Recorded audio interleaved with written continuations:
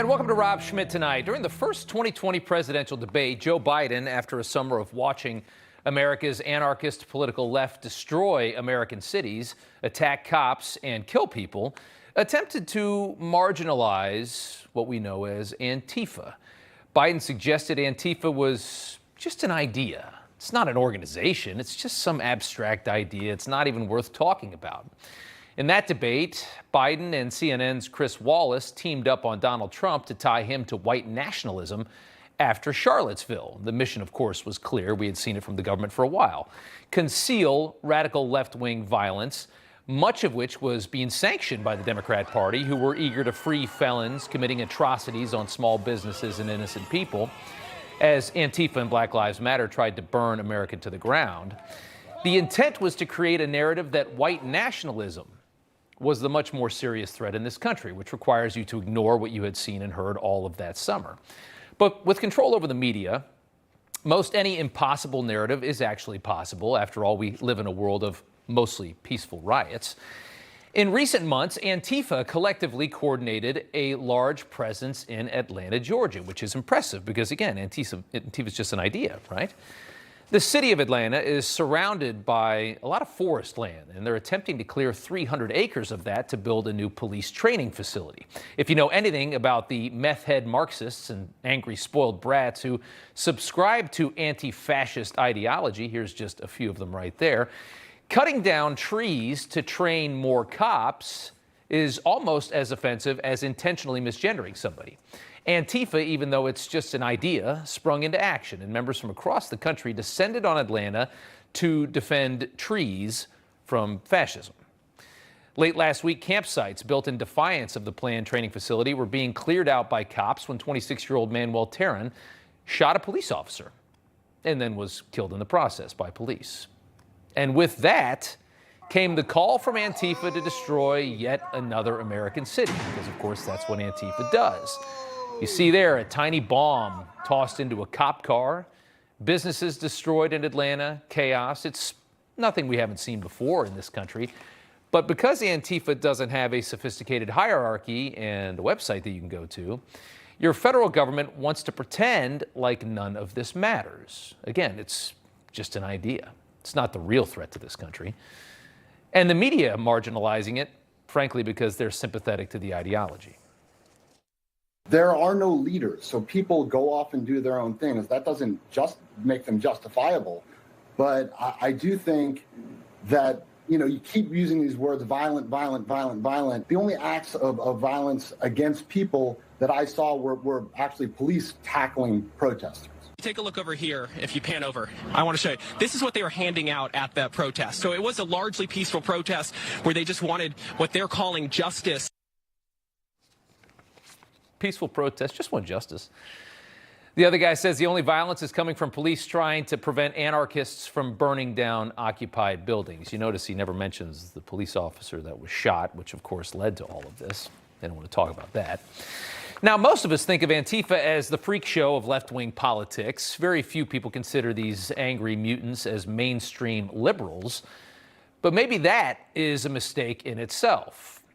23-year-old Riley Dowell, young man seen there, was arrested on Saturday night in Boston. Dowell assaulted a cop after he was confronted for writing "No Cop City" and "ACAB," which is short for "All Cops Are Bastards," in an area of Boston in a public park.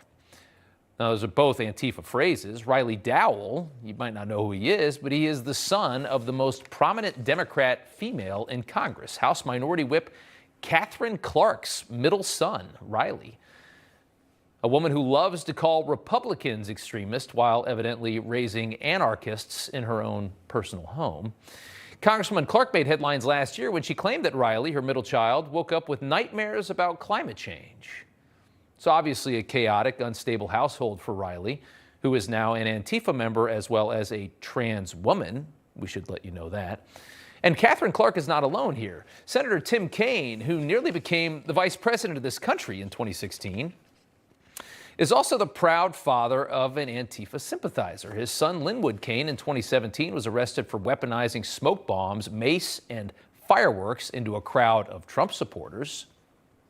These are the children of high-profile and very mainstream Democrats in this country. Think about that. You begin to realize why left-wing violence is so readily dismissed by the machine. This is what they're breeding, of course. Last spring, after a draft of the Dobbs decision was leaked, radical left protesters began demonstrating outside the homes of Supreme Court justices, which is supposed to be illegal, unless, of course, you're fighting for the right to electively kill a fetus in the third trimester. The DOJ did absolutely nothing to stop the blatant intimidation of our Supreme Court justices by radical left-wing protesters. And then in June, something that we're somewhat surprised doesn't happen more often. Nicholas Roski flew to D.C. and took a cab to Maryland to try to kill Justice Brett Kavanaugh. He was then going to kill himself. Roski was too scared to commit suicide. He ended up calling police on himself. Roski was arrested right in front of Brett Kavanaugh's home. This past weekend, Merrick Garland, having learned nothing from last summer, allowed yet another illegal intimidation protest to take place right outside Justice Brett Kavanaugh's home. Here's what that looked like. Cut his time short. A rapist should not rule the court. Cut his time short. A rapist should not rule the court. Where's the DOJ? Anyone's guess. Blatantly illegal activity is back after a Supreme Court justice was almost murdered. Nothing will change, though. Nothing will be done because Merrick Garland and his overlords sympathize with that movement. They agree with those protesters. Now, knowing that, imagine the response we'd see to a group of white nationalists protesting outside Justice Ketanji Brown Jackson's home for affirmative action. Imagine something like that and how different it would look. Independent journalist Andy Ngo joins us now. He is the author of Unmasked, and it's good to have you on tonight. As far as what we're seeing in Atlanta, nothing from Merrick Garland from over the weekend, even though the bulk of these rioters are from other states, which to me makes it seem like it would be a federal problem, right? Well, it is, clearly. We've had now for a year and a half violent extremists from the far left all over across the United States heeding the call to join essentially what is a mini caliphate southeast of Atlanta in this wooded area.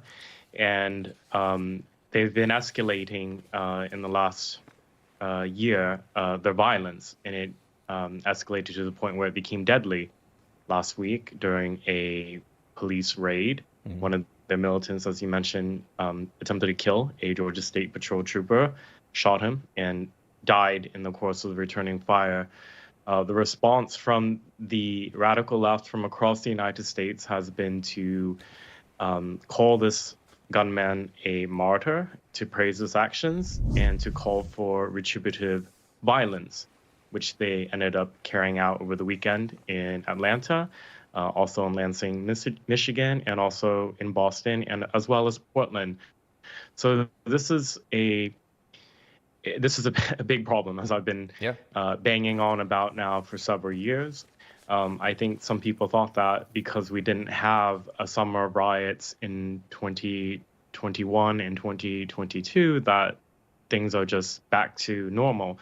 They're not. The networks and organizational tactics that were developed in 2020 are still there and always improving. And just wait until we have another presidential election, and there's a reason for them to be louder and more dangerous. You wonder we saw what 2020 was like. I can't imagine 2024 would be much different. How dangerous do you think to have a Democrat-run government as we have right now, which marginalizes left-wing political violence and also at the same time over-exaggerates the threat of right-wing violence? Well, the issue is then that, violent extremism should not be politicized, period, by either side. And because all the institutions, from nonprofits to civil society to governments, have focused on right-wing extremism, they've not only neglected the violence from the far left, they've actually intentionally denied it and tried to gaslight the public about this. And you can see the media is probably at the forefront of really doing what I call propaganda by, you can have things that are set on fire. You can have video footage of militants destroying property and maiming people, and that being described as a mostly peaceful protest. It's gaslighting and it's propaganda.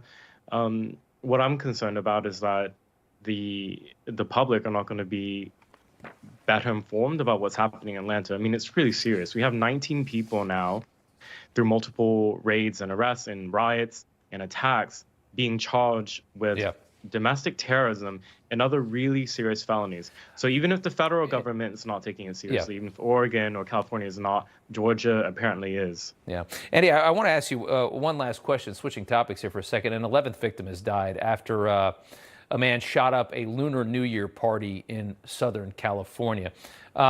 The moment that this happened, and that's the killer there who has killed himself, the moment that this happened, a number of high-profile Democrats tweeted about hate crimes, because, of course, that's what's politically useful to them. You can see them up there, and it's the usual suspects: Katie Hobbs, Adam Schiff, Fetterman, Hakeem Jeffries, of course.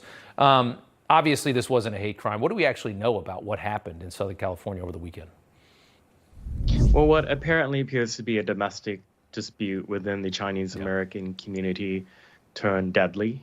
This individual who killed himself murdered 11 people and injured many more in a mass shooting that initially Democrats and left-wing activists thought that they could politically exploit, which is not just cynical, it's actually quite sick. But unsurprising, they do that all the time and are proven wrong over and over, and people just forget about it and move on. Yeah, absolutely. Andy Ngo, thank you so much for joining us tonight. We appreciate it. My pleasure.